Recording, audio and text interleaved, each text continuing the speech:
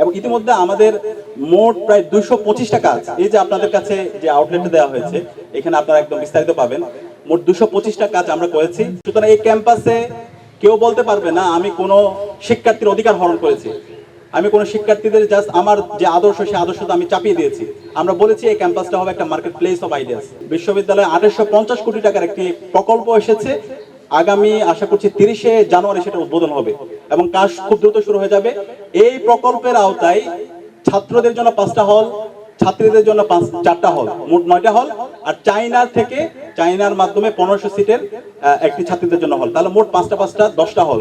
এই হল নির্মাণের কাজ যদি শেষ হয় আশা করছি ক্যাম্পাসে আর কোনো ধরনের শিক্ষার্থীদের আবাসন সংকট থাকবে না। আমরা আরেকটি বিষয়, আমরা যখন কোনো কাজ করি আমরা কেউ টাকা নিই না, আমাদেরকে অনেকে অফার করে যে আপনারা টাকা দিচ্ছি আপনি কাজটা করেন, কিন্তু আমরা বলছি আমরা প্রোগ্রামটা আয়োজন করে দেবো, পুরো ফান্ডটা আপনারাই দেন। এই জায়গায় ট্রান্সপারেন্টের জায়গায় হচ্ছে আমরা এই জায়গায় আমরা খুবই ট্রান্সপারেন্ট।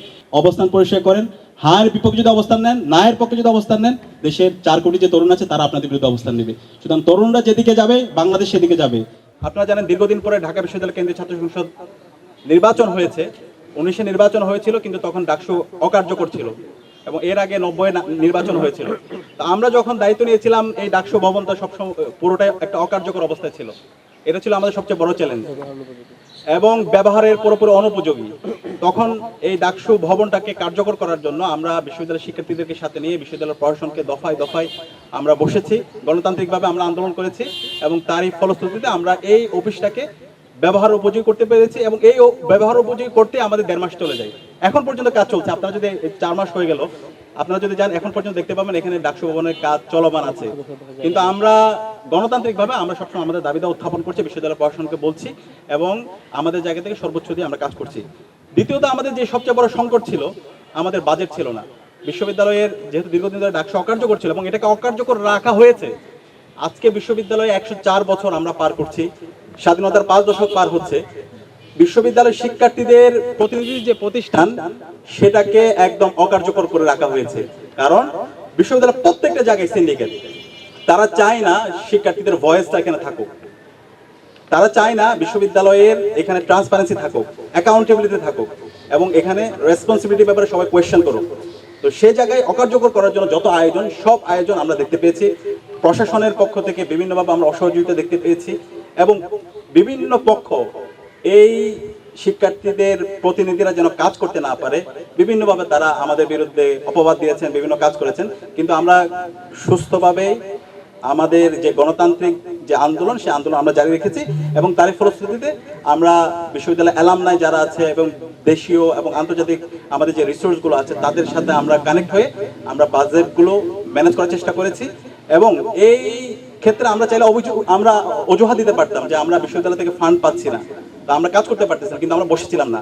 আমরা বিশ্ববিদ্যালয় প্রশাসনকে যেভাবে চাপ দিয়েছি, আমাদের ক্যাপাসিটিতে বিশ্ববিদ্যালয়ে যারা অ্যালামনাই আছে, সরকারি এবং বিভিন্ন জায়গায় যে অ্যালামনাইরা আছে, রিসোর্স পার্সনরা আছে, ডোনাররা আছে, আমরা তাদের কাছে গিয়েছি এবং একটা পারস্পরিক সহযোগিতার মাধ্যমে আমাদের প্রত্যেকটা কাজ সম্পন্ন হয়েছে এবং ইতিমধ্যে আমাদের মোট প্রায় 225টা কাজ, এই যে আপনাদের কাছে যে আউটলেটটা দেওয়া হয়েছে এখানে আপনারা একদম বিস্তারিত পাবেন, মোট 225টা কাজ আমরা করেছি এবং এটাকে আমরা 33টা ভাগে ভাগ করেছি। তো আমরা চাই এমন একটি সরকার ব্যবস্থা, আমরা এমন একটা বাংলাদেশ। আজকের যে প্রেস কনফারেন্স, এটা শুধু একটা প্রেস কনফারেন্স না, সামনে জাতীয় নির্বাচন পরে যারা এই ক্ষমতায় আসবে আমরা চাই এই ধরনের একটা জবাবদিহিতামূলক আমরা সরকারকে দেখতে পাবো, যারা একদম সবকিছু বিস্তারিতভাবে বলবে তারা কি করেছে না করেছে। প্রত্যেকটা জিনিস এখানে আমাদের বিস্তারিতভাবে দেওয়া আছে, আমাদের ওয়েবসাইটে বিস্তারিতভাবে দেওয়া আছে। প্রত্যেকটা বিষয়ের ইনস অ্যান্ড আউট আমরা একদম শিক্ষার্থীদের কাছে পরিষ্কার করেছি এবং দেশবাসীর কাছে পরিষ্কার করেছি। তা আমরা আশা করবো সামনে যারা সরকারে দায়িত্বে আসবে, রাজনৈতিক দলগুলো, তারা এইভাবে ট্রান্সপারেন্ট হবে, তারা অ্যাকাউন্টেবল হবে এবং তারা তাদের কাজের ব্যাপারে রেসপন্সিবল হবে। একই সাথে আমরা বিগত সময় আমরা দেখতে পেয়েছি ডাকসু যখন আমরা সাবেকদের সাথে কথা বলি, মাহমুদুর রহমান মান্না ভাই থেকে শুরু করে যত সাবেক নেতৃবৃন্দ ছিল আমরা সবার সাথে পরামর্শ করেছি, কথা বলেছি। তো তারা বলছিল তারা যখন দায়িত্ব ছিল এই ডাকসুতে দেখা যেত হচ্ছে চেয়ার নিয়ে নিজেদের মধ্যে গ্রুপিং হতো, হল সংসদের সাথে কেন্দ্রীয় সংসদের মধ্যে বিভিন্ন গ্রুপিং, সমন্বয়হীনতার কারণে কাজগুলো ঠিকমতো হতো না। তো আমরা আসার পরে যেটা চেষ্টা করেছি সবাইকে একটা প্ল্যাটফর্মে নিয়ে আসা, একটা ব্রিজিং, হল সংসদ এবং কেন্দ্রীয় সংসদ একটা টিম হয়ে কাজ করা, সেটা আমরা প্রমাণ করেছি। 4 মাস জুড়ে কেন্দ্রীয় সংসদ এবং হল সংসদের মধ্যে দেখতে পাবেন চমৎকার একটা ব্রিজিং। কেন্দ্রীয় সংসদ যখন কাজ করছে, হল সংসদ আমাদেরকে সার্বিকভাবে সহায়তা করছে, হল সংসদ যখন কাজ করছে, কেন্দ্রীয় সংসদ আমরা একটা টিম হয়ে কাজ করছি। এখানে কোনো সুপেরিয়র অথবা ইনফেরিয়র কোনো পজিশন নাই, আমরা সবাই একটা টিম, এবং একটা টিম হয়ে সবাই সবার প্রতি কৃতজ্ঞতা বোধ এবং মমত্ববোধ দেখিয়ে আমরা কাজ করছি। তো সেই জায়গায় আমরা ইতিমধ্যে হল সংসদের যদি রিপোর্টগুলো আপনারা পান, দেখবেন হল সংসদগুলো, প্রত্যেকটা হল সংসদ তাদের হলের যে মৌলিক সংকটগুলো আছে প্রত্যেকটা সংকটগুলো তারা অ্যাড্রেস করার চেষ্টা করেছে। এবং আমরা ইতিমধ্যে যেই প্রতিনিধি সম্মেলন, যেটা ডাকসুর ইতিহাসে এই ধরনের সম্মেলনগুলো আমরা বিগত সময় যাদের সাথে বসেছি তারা বলছে এরকম হয়নি। তো প্রতিনিধি সম্মেলন হয়েছে, প্রতিনিধি সম্মেলনে 8টি হল সংসদের যারা প্রতিনিধিরা ছিল তারা তাদের কথাগুলো বলেছে, মতামতগুলো দিয়েছে, এবং সেটাকে আমরা রিটেন ডকুমেন্ট আকারে আমরা নিয়ে এসেছি। সেটাও আমরা আপনাদের মাধ্যমে দেশবাসীর কাছে আমরা পৌঁছে দিব।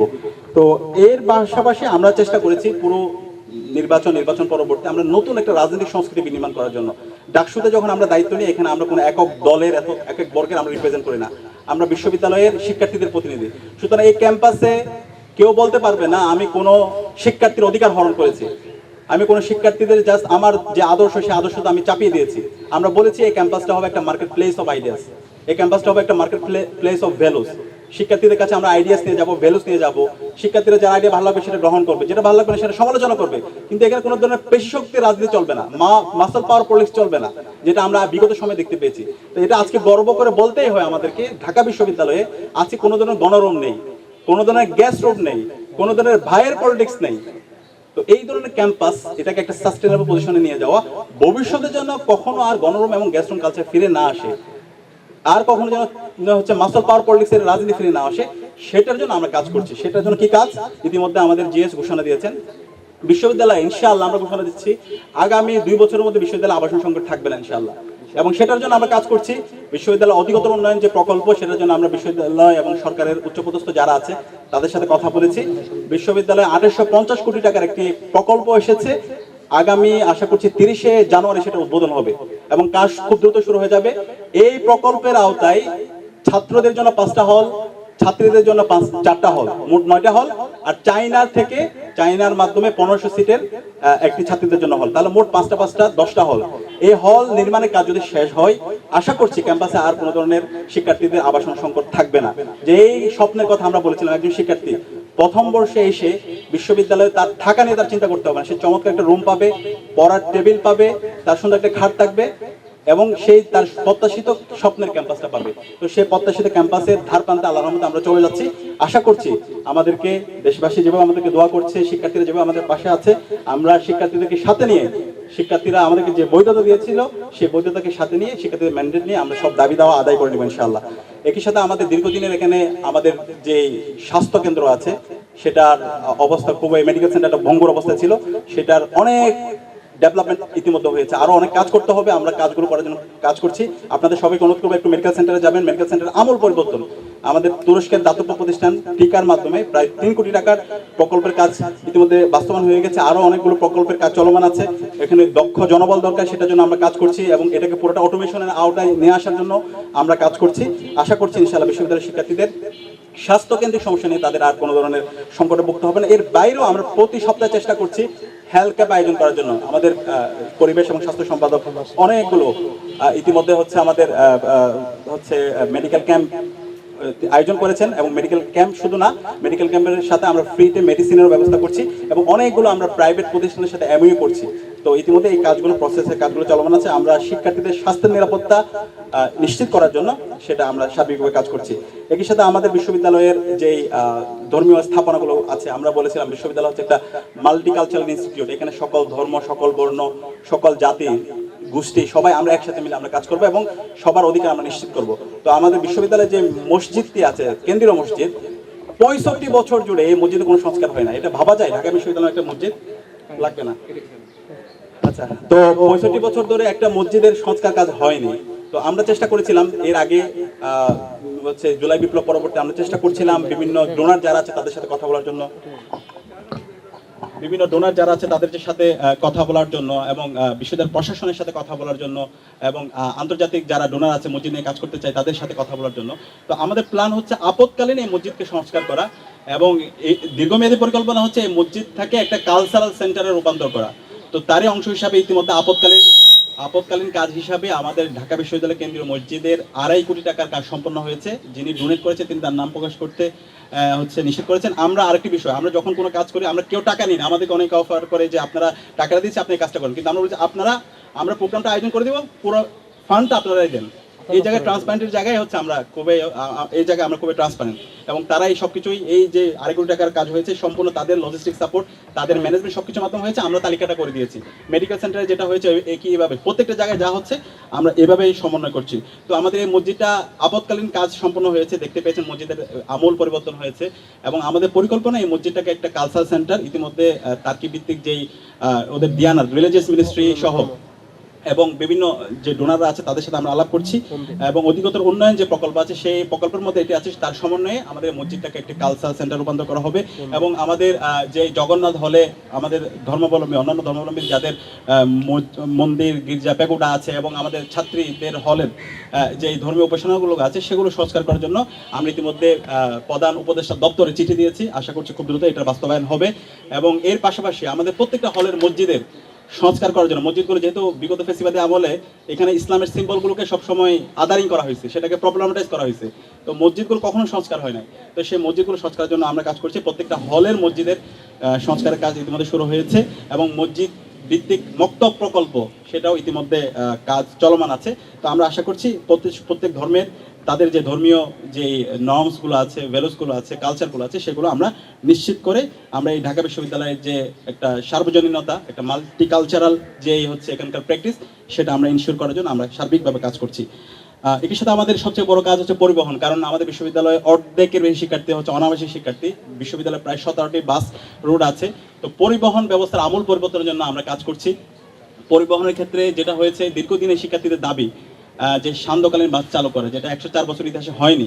তো আমরা আসার পরে বিশ্ববিদ্যালয় প্রশাসনকে বলেছি, বিশ্ববিদ্যালয় প্রশাসনের কাছে যে গেলে যেটা বলা হয় ফান্ড ঘাটতি, বাজেট নাই, কিন্তু আমরা বসেছিলাম না। আমরা তখন যতগুলো পসিবল ওয়ে আছে সবগুলো দিয়ে আমরা চেষ্টা করেছি। আমরা ইউজিসির সম্মানিত চেয়ারম্যান স্যারের প্রতি আমরা কৃতজ্ঞতা জ্ঞাপন করছি। স্যার আমাদেরকে পুরো সান্ধ্যকালীন বাসের যে বাজেট সেটা দিয়ে দিয়েছেন, এবং 104 বছর পরে এই সান্ধ্যকালীন বাস শুরু হয়েছে, এবং শিক্ষার্থীরা ইতিমধ্যে তার সুফল ভোগ করতে শুরু করেছে।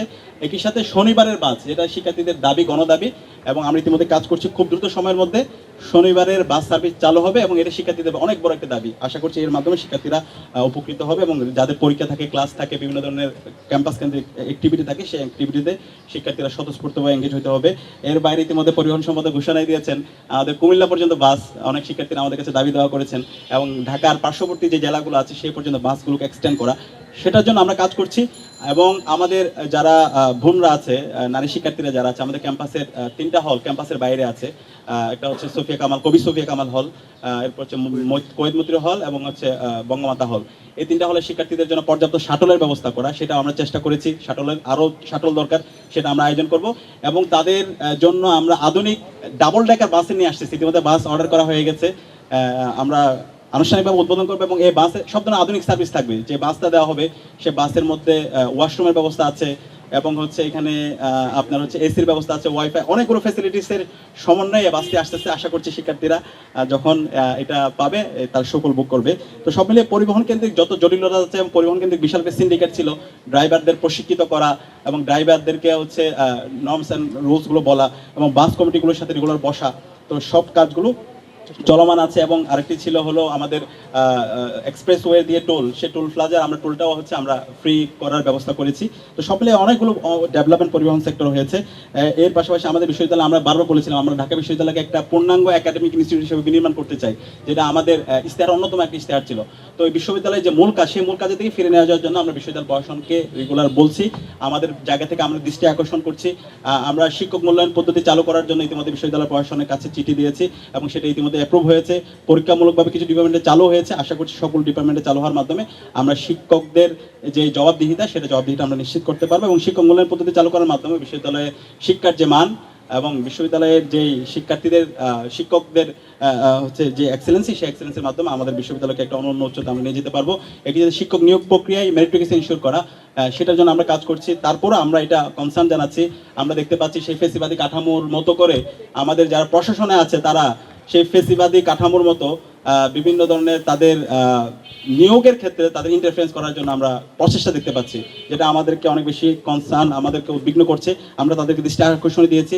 আমি বলতে চাই, যেমন অ্যারাবিক ডিপার্টমেন্টে নিয়োগের কথা ছিল, 13ই জানুয়ারি নিয়োগ বোর্ড হয়েছিল, কিন্তু 13ই জানুয়ারি যে নিয়োগ বোর্ড হয়েছিল সেই নিয়োগ বোর্ডের শিক্ষার্থীরা বিভিন্ন জায়গা থেকে, বিশ্বের বিভিন্ন জায়গা থেকে তারা তাদের ভাইবা দেওয়ার জন্য, পরীক্ষা দেওয়ার জন্য তারা চলে এসেছে।